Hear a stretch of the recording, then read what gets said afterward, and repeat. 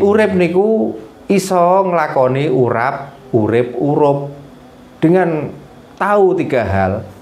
Urip, urap, lan urup. Ya itulah salah satu tanda bukti manembah. Nah, napa ingkang dimaksud urip? Urip niku lek iso ngrasakno wong liya. Berarti urip tujuannya kita kudu ngaji rasa. Nggih. Lah niku urup. Lek urup mergo wis urip srawunga genteno ngrasakno kesangsarane liyan. Nggih, sinamatan ngoten. Nah, nggih, mat sinamatan. Nggih. Urap, nggih. Kita tidak akan mendapatkan ilmu, kita tidak akan pandai tanpa kita itu berguru manusia dengan manusia. Mulane nek ana wong oleh ilmu kok tanpa meguru menungso, niku ora iso netepi darmaning santri. Mergo santri niku saka tembung ihsan menungso sing iso nglakoni 3 perkara. Atau putus, artinya putus itu sudah 3-tiganya sudah dilaksanakan. Jadi nek sampean semedi ten gua, ten gunung kok ngomong ono dawuh dan lain sebagainya, berarti nek ngoten sampean rasa urap. Artinya ora beda sampean yo setan, setan yo sampean. Oh, nggih. Ngoten. Dadi jenengan jauh dari kata-kata santri. Terus urap sendiri itu harus hidup itu harus napa niku istilahnya umpami kita itu ya serawung. Ya serawung. Dengan serawung itulah akan mendapatkan pencerahan hati kita. Di saat kita itu kesulitan memecahkan masalah kita, lalu tanya pada orang lain memberi solusi. Itulah urap. Apabila kita merenung sendiri takutnya yaitu tadi. Nah, takutnya dengan merenung sendiri, dengan halusinasi kita sehingga kita membayangkan hal-hal yang semestinya kita tidak bayangkan, sehingga otak kita tersendiri kadang-kadang terbisik oleh hal-hal yang dianggap gaib, terus lalu dianggaplah itu guru. Terkadang ada mimpi diketemuin apa namanya itu danyang itu. Gitu. Nah, inilah salah satu bahwa jenengan tidak bisa menjalankan 3 hal atau yang dinamakan santri itu. Yang namanya santri urip, kita harus saling bisa merasakan baik suka maupun dukanya orang lain. Urup, karena kita hidup di dunia ini saling kalau kita punya memberi, kalau kita nggak punya kita meminta. Ya, urup. Urap, dengan kita mencari guru, mencari teman dan lain sebagainya. Kalau yang kita bicarakan ilmu akan mendapatkan ilmu, kalau kita bicarakan tentang pekerjaan kita akan mendapatkan pekerjaan. Nah, itu begitu. Tapi kalau orang sudah masuk ke urap, kadang-kadang masuknya ke ilmu. Kalau sudah masuk ke ilmu, kita tuh mencari sendiri, karena ada pepatah mengatakan carilah guru sejati. Nah, niku sepundi niku. Guru sejati itu dianggap adalah wangsit itu. Maka kalau wangsit itu yang menjadi pedoman atau dawuh-dawuh itu. Pertanyaannya gini, kalau orang berani bersumpah, apakah benar apa yang disampaikan itu terjadi pada waktu diceritakan itu? Nggih. Memang banyak orang yang ngaku dapat wangsit, terus gitu. Tanggal sekian, hari sekian, bulan sekian, tahun sekian itu mau ada bencana atau Makanya, apa. maaf saja, saya itu sangat ekstrim. Kalau udah ada orang mengatakan seperti itu wangsit dan lain sebagainya, saya menganggapnya gini, mencari setan nggak mudah, nggak sulit. Carilah orang-orang seperti itu, itulah setan. Gitu loh. Jadi setan itu ya kita sendiri. Nah, kita sendiri itu yang setan sebenarnya. Gitu. Makanya seandainya setan yang dimaksud itu kok bisa protes sama Tuhan, dia sudah protes. Bahkan pernah dibuat teater. Ya, ada setan itu minta berhenti. Karena apa? Pekerjaan setan itu sudah dilakukan manusia ini loh. Dia itu malu akhirnya. Dia sudah nggak punya pekerjaan lagi karena pekerjaan sudah diambil alih oleh manusia. Nggih. Pak Darno dados kok niki malih enten. Jadi kenapa yang mesti disalahkan itu setan? Nah, itulah. Karena apa? Ya karena kedangkalan cara kita berpikir. Seolah-olah perbuatan jelek itu adalah perbuatan setan. Pertanyaannya gini, kapan toh setan itu pernah melakukan kesalahan? Gitu loh. Kalau orang mengatakan setan pernah begini, Kapan kamu ketemu setan? Gitu loh. Jadi jangan mengada-ada. Kalau kamu hanya mengikuti cerita masa lalu, apakah kalau sudah ada orang ngomong masuk ke dalam sumur kamu pasti bisa minum? Iya kalau sumurnya itu dangkal, kalau sumurnya dalam Kelelep gitu ya. minum itu nggak minum ukuran kita dahaga tapi minumnya kelebihan. Gelagepan. Modar lah kita. Nah, gitu loh. Makanya hati-hati. Makanya kita itu harus belajar realita. Realita pun itu masih terbantahkan. Jadi artinya gimana? Artinya itu gini, kita itu mencukupi hidup kita itulah cukup. Gitu. Bukan hidup itu untuk mencukupi kita. Kalau hidup untuk mencukupi kita tuh nggak pernah cukup kok. Gitu loh. Maka di saat kita itu mendapatkan, ya sudah nikmati saja itu. Kalau pengen lebih ya tambahlah dengan pekerjaan Tambahan. hanya tambahan. Begitu aja. Gak usah kita tuh, wah ini dapat nih karena Tuhan. Kalau nggak saya begini mungkin sama Tuhan nggak dikasih. Kalau saya nggak dikir malam, kalau kita nggak melakukan sholat malam kita nggak akan diberi. Nah kalau memang dengan sholat malam kita beri ya sholat wae gak usah nyambut gawe jejal. Berarti intinya ajaran Jawa itu ya ndak repot, ndak mbulet, bin ruwet. Nah untuk apa kita repot-repot? Makanya hidup itu jangan merepoti hidupnya sendiri. Maka hidup itu dibuat rileks, dibuat enjoy. Kalau orang lain mendapatkan dengan cara bekerja ya kita harus ngikuti bekerja itu supaya mendapatkan. Kita nggak usah tendensi atau embel-embel yang lainnya. Dikala kita mendapatkan lebih karena kita manusia bukan manungso, ada orang lain yang membutuhkan ya sedikitlah kita berikan orang lain. Niku dununge teng napa Rasa napa urap wau napa urup sing dono weweh niku wau. termasuk tenurup. Teng urup nggih. Nggih. Karena kita dibilang kaya itu karena ada orang miskin. Dibilang miskin pun juga karena ada orang kaya. Ya, nggih. Makanya kita saling membantu itulah. Berarti nggih tidak ada yang salah kaya dan miskin itu tadi nggih. Kaya dan miskin. Kaya dan miskin itu cuman orang menandai orang kaya itu adalah karena materi. Ya, iya. Orang miskin pun juga dari materi. Tapi belum tentu orang yang punya materi banyak itu hatinya itu kaya. Belum tentu orang yang tidak punya materi itu hatinya miskin.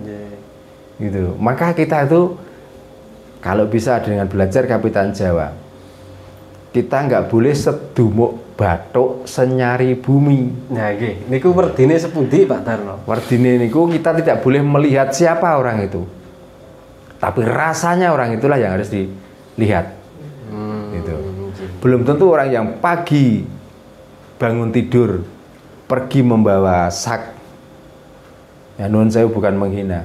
Dia berjalan menelusuri jalan lalu mengambil barang-barang bekas dikumpulkan. Pemulung. Itu adalah orang miskin. Kita melihat orang yang bersepatu berdasi. Iya, lalu dia orang mulia, belum tentu loh. Belum tentu nggih. Makanya bagi orang yang dikatakan kategori miskin jangan berkecil hati, dan orang yang dianggap mulia, dianggap kaya jangan sombong dan berbesar hati. Gitu. Karena itu mungkin casing atau penampilan saja. Kita yang berdasi, kita yang bersepatu licin, yang mempunyai mobil mewah, tapi kalau hatinya rusak, itu derajatnya lebih rendah daripada orang yang dianggap miskin itu. Dia makan mungkin hasil keringat dan sisa-sisa orang yang dipungut. Orang yang begitu, malahan dia makan pajak-pajak orang yang miskin ini. Iku sampun kasunyatane teng negara. Inilah makanya jangan lalu menandai wah wong sugih niku enak ya, mulya dan lain sebagainya. Maka dilihat rasanya dulu. Kalau dia punya rasa, ya itu yang dinamakan mulia. Tiwas sugih nek ora duwe rasa, niku ateges wong sing melarat donya akhirat. Belum tentu orang yang tidur di kasur empuk itu nikmat.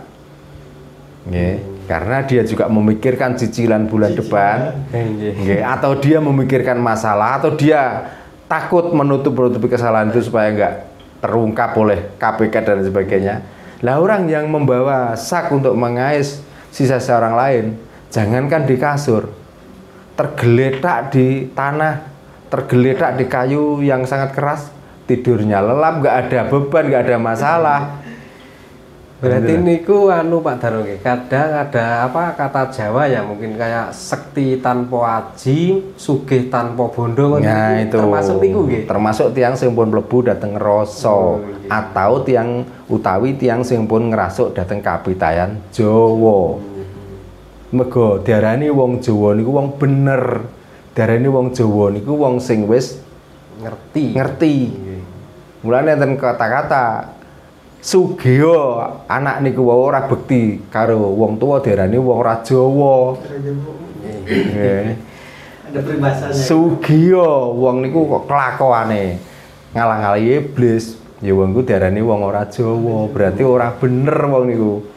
Ngoten. Mulane sakniki kula tanglet jenengan tepi-tepi saking pundi wae? Parengan dugi dateng mriki. Nggih. Niki tujuane mencari ilmu napa kepengin Jawa? Nggih, lek kula nggih kepingine ngudi kaweruh babagan kapitayan Jawi. Nah, nggih tujuan utama rak kepengin Jawa to. Nggih. Nah, kan ngoten. Beneh. Nah, ben beneh, ben Jawa, ben bener kan ngoten. Nah niku. Jadi napa sing kula sampaikan niki mengajarkan tentang kepribadian kita. Nggih. Supados tidak berpedoman pada penampilan, tidak berpedoman pada kekayaan, dan kita jangan sampai melihat orang itu dari sisi fisiknya. Karena yang dinamakan sing diarani manungsa, waton urip bentuke kados ngeten iki sedaya manungsa. Sing bedakno niku namung derajat. Nggih. Terus wenten malih ingkang biar dibilang itu dia Jawa, dia pakai blangkon, pakai surjan dan pandai berbicara tentang bahasa Jawa, itu sudah dia mengaku saya orang Jawa. Padahal ya kebanyakan kan lakunya kan ya campur aduk gitu loh. Nah, nggih kula sing kula wastani Jawa niku bener, Jawa niku ngerti. Nah, nek hanya penampilan mengaku Jawa, apakah dia sudah benar, sudah ngerti? Kalau penampilan seperti itu dia ngerti, dia beneh, ya wis pas. Dia mengaku orang Jawa. Nah, apakah orang Jawa itu harus dilihat dari pakaiannya? Apakah dari penampilannya? Kan tetap bahasa agama syariate. Syariate menyermenkan orang itu Jawa apa enggak? Ngoten lho. Nah, hanya penampilan sing digawe pedoman. Nggih teko ana pasar nika. Misal teng pasar niku maneka warna wong sing brai dandan mengikuti budaya-budaya. Nggih. Karena pakaian adalah budaya juga. Ngoten. Nah, budaya niku saking tembung budidaya. Ya, jangan-jangan dia itu hanya masuk di doyone. Atau penampilannya budinya ora bener. Makanya benarkanlah budidayane niku ben mewakili identitas atau budaya Jawa itu.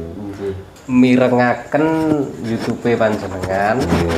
Lah niku ngenani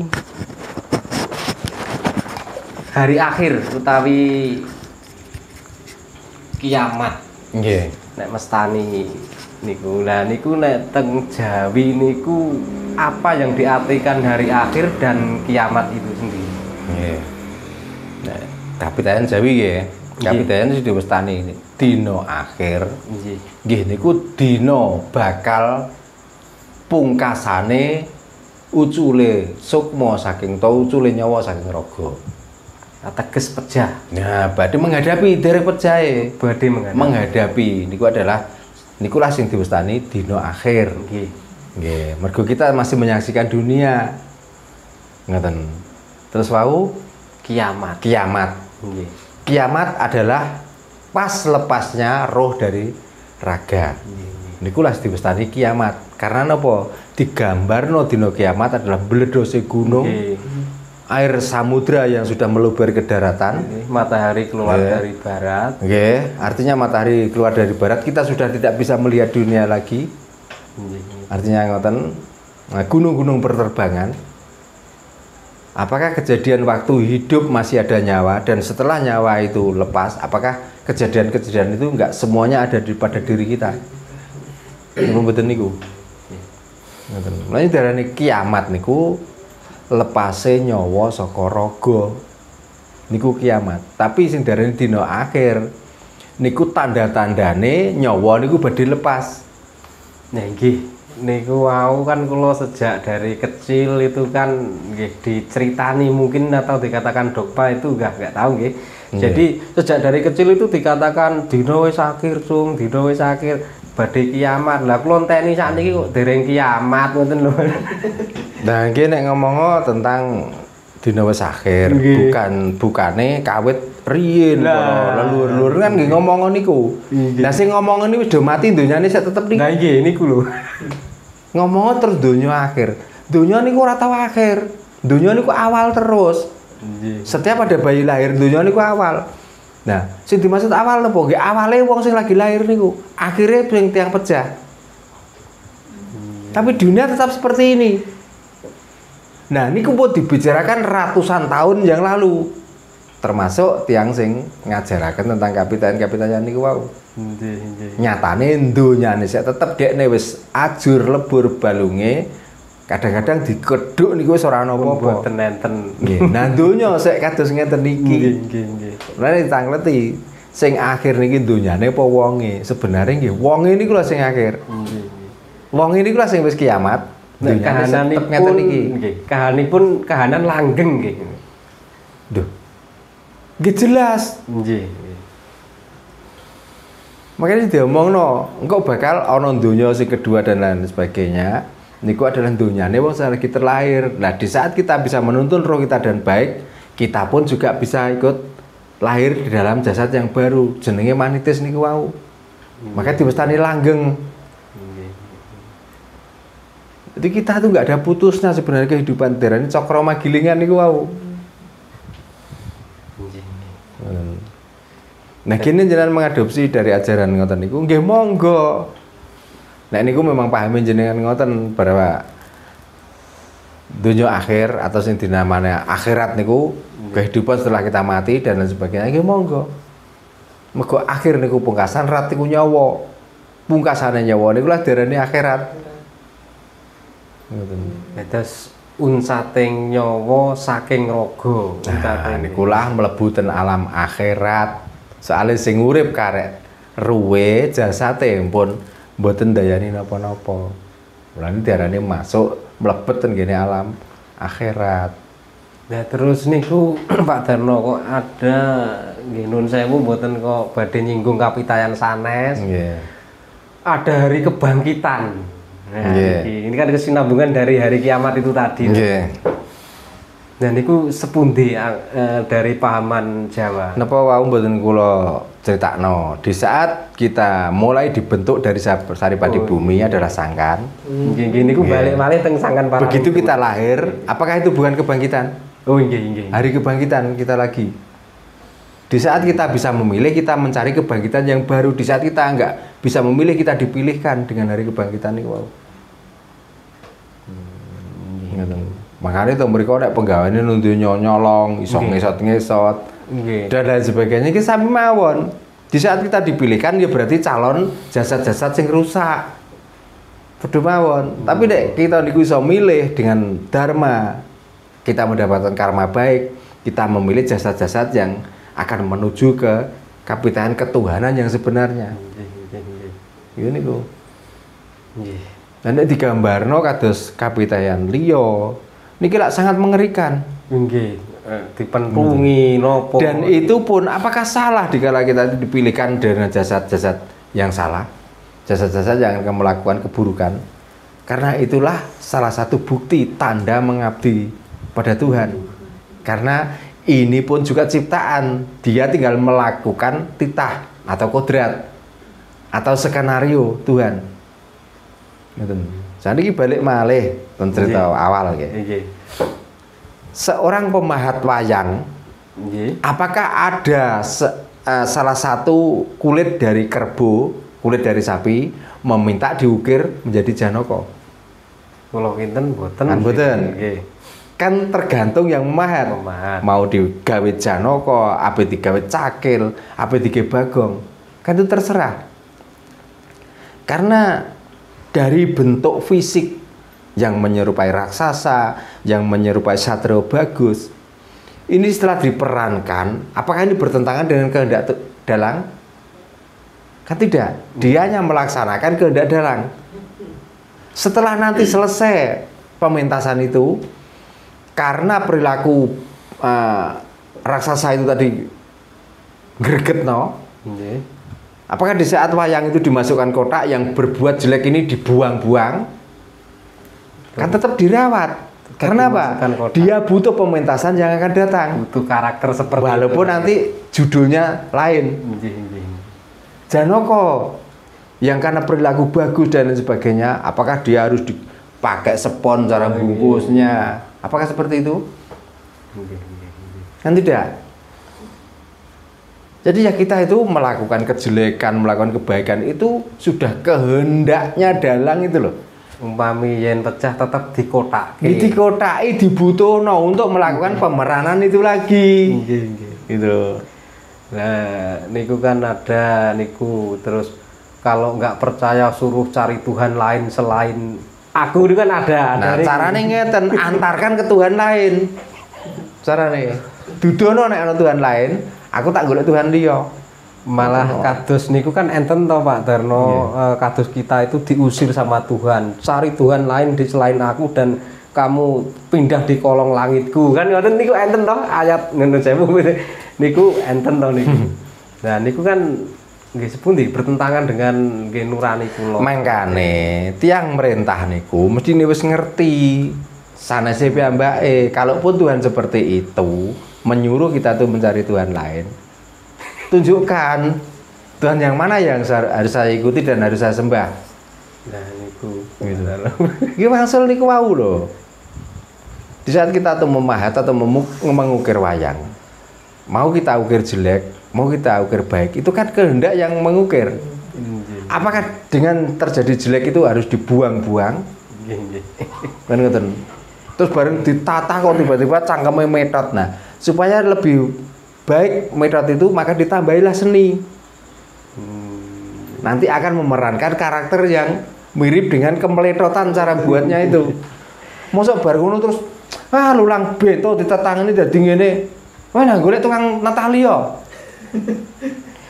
Nggih. Nah niki masuk akal mboten kira-kira? Nggih. Nah, enggak usah percaya dengan dogma-dogma seperti itu. Apapun kita di dunia ini ada ciptaannya dan itu sudah kehendaknya. Teman.